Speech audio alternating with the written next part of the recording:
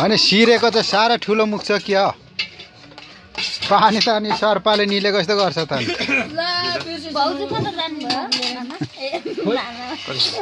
सापले पानी निलेको जस्तो गर्छ त अनि हाम्रो दाजु रामकुमारको त फेरि मिठो छ नि होइन मेरो घाँटी सानो छ कि निकै चपाउनु पर्दैन होइन पानी लगाएर स्वच्छ गर्नु नि हुँदैन नि ल यता यता ल बोल अब त मुखै सुकेको छ हो र होइन थुक लाउनु पर्छ ल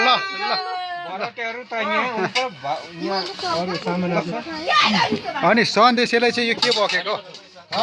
यो त माल हो नि हौ के माल भन्नु हो यो आमा यसो नगरौँ के सिङ्किनलाई अचार आएर के तरुनीलाई चाहिँ यसमै खानुपर्ने हो आमा धन्यवाद अनि यता रिङ्खु बहिनी चाहिँ के खाएको यसरी के भात हो यसरी आमा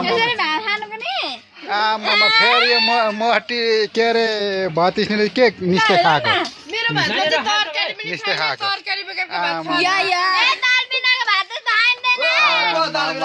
यस्तोहरू खाने हो अनि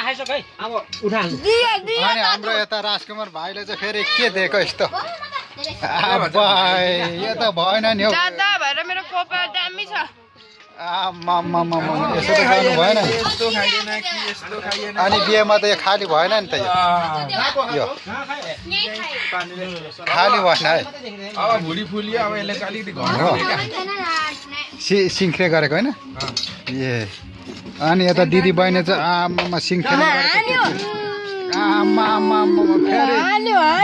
बाख्राको कान जस्तो गर्यो कि मुख पनि हो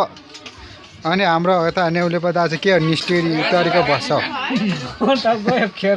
के खेर गएको अनि आज यसो के अरे जे जस्तो भने दुःख सुख राम्रै चलेको छ त्यही त हाम्रो सिरे के हो अनि सुति गएको जस्तो छ त फेरि साधुमा म भोगी मान्छे साधुमा हुन्छ